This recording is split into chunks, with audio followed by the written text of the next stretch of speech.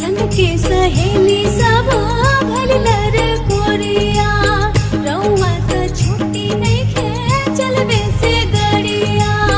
पूछ ए रानी तानी मोर मजबूरी एहू त पेट खातिर कैल बा जरूरी निकले